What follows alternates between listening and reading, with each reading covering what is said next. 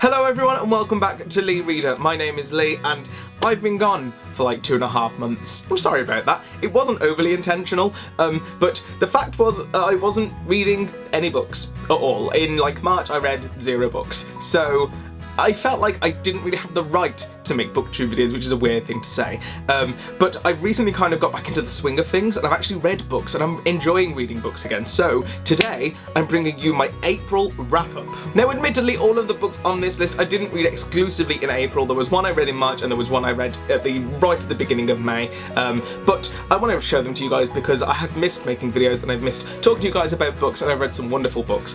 So let's talk about them. So the last book I read in March going over into April was Changes, which is by T. Cooper and Alison Glock Cooper. Now if you can't tell by the surnames, these are a couple who have written this book together, and it's actually very enjoyable. This book is about a boy called Ethan who goes to bed one night and he wakes up on the first day of high school and he's now a girl. There is no rhyme or reason for it, he has no idea what is happening, he's woke up and now he's a beautiful blonde named Drew. It turns out that he is part of a long line of changes in his family and that his dad also went through this and he is going to do the same. So for the next 4 years, at the first day of every new high school year, he will change into somebody new. The book is about Ethan dealing with the fact he's just become a girl, having to deal with new stresses in his life, which I think was a very interesting look at how a boy deals with becoming a girl. Sort of like if they had to then enter like a girl's sort of frame of mind in high school, because boys and girls have a very different time in high school. And yeah, it was quite enjoyable. It wasn't the most difficult read, admittedly, and there was some things I'd change if it was me, but it was quite an enjoyable book and I did like it overall. Now next up comes a book that I really enjoyed reading and it's probably one of my favourites of April, which was The Symptoms of Being Human by Jeff Garvin. Now this book isn't actually published in the UK yet. I got this from the Book Depository because it is out and available in the US, and I highly recommend it to anyone who enjoys LGBTQ+ themed books because this book is really, really good. So the book follows a teenager named Riley who identifies as being gender fluid, which means that Riley one day could feel more masculine or the next day feel more feminine. And people who are gender fluid tend to have a bit more of a difficult time, especially when they're in high school, because some days they want to dress more of a boy and sometimes they want to dress more like a girl, and that is okay. But this is about Riley and how Riley starts at a new school and Riley has to go through kind of the initiation process, getting to know everyone, while not revealing too much about Riley's self. Now being gay or queer or trans or any other part of the LGBTQ+ spectrum is difficult enough as it is, but Riley's time in particular is very, very difficult, and it's about Riley coming to terms with their self and dealing with other people and how other people might react to someone being gender fluid. I don't want to give away too much of this book, and I feel like I have already, but please go and read it. It is a wonderful, wonderful read, and it's quite insightful really to how someone who identifies as gender fluid really experiences and what they go through. Now next is a book I was unfortunately unable to finish, and that was What We Left Behind by Robin Talley. Now this book is about a couple, Tony and Gretchen,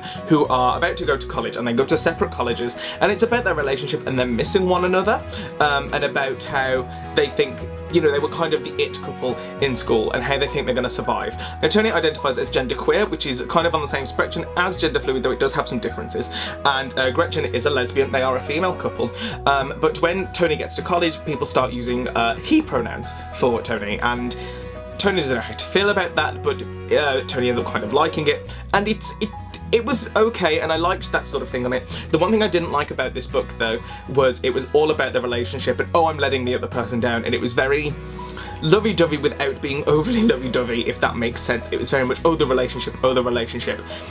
And it seemed they were very dependent on one another, which is something I personally don't like. I'm quite an independent person, but yeah, there was something that just wasn't feeling with me. I might finish it eventually, but at this moment in time, I just wasn't feeling it. Now after that, I read a book which I actually devoured in like 2 days, and that is If I Was Your Girl by Meredith Russo. Now this book isn't published here in the UK just yet. It is out on the 1st of June, but I know it is published in the US, and I highly recommend, again, anyone who is a fan of LGBTQ+ books, go and check it out because it is a great read. Now the book follows a girl named Amanda who is transgender, and she has to move in with her father because she had a difficulty living in the town with her mother, so she comes up to go and move to a new town. Again, it's kind of first high school experiences in a new town, in a new place, and trying to be your most authentic self without revealing too much about yourself. Though Meredith Russo has included some author notes which are very, very important, I think, and they definitely make part of the book, which I enjoyed reading, and the book made a lot more sense after reading the author notes. But I do recommend you go and check it out. It is a great read. It is something that's quite very personal, it feels, but at the same time you feel very sort of passionate towards Amanda, the character. And yeah, it's a great read overall, and I highly recommend you go and check it out. Now, my last book of April was More Happy Than Not by Adam Silvera, and I finished it yesterday, and it is such a beautiful, beautiful book. This book is about a guy called Adam who is really trying to find happiness after he's gone through some very, very traumatic things in his life. But he has a girlfriend whom he loves, and he's got a great support network of friends. But he meets someone else who is called Thomas, and they become very good friends very quickly, and then Adam kind of starts to discover more about himself as the story goes along, and he might not be as dedicated to his girlfriend as he once thinks.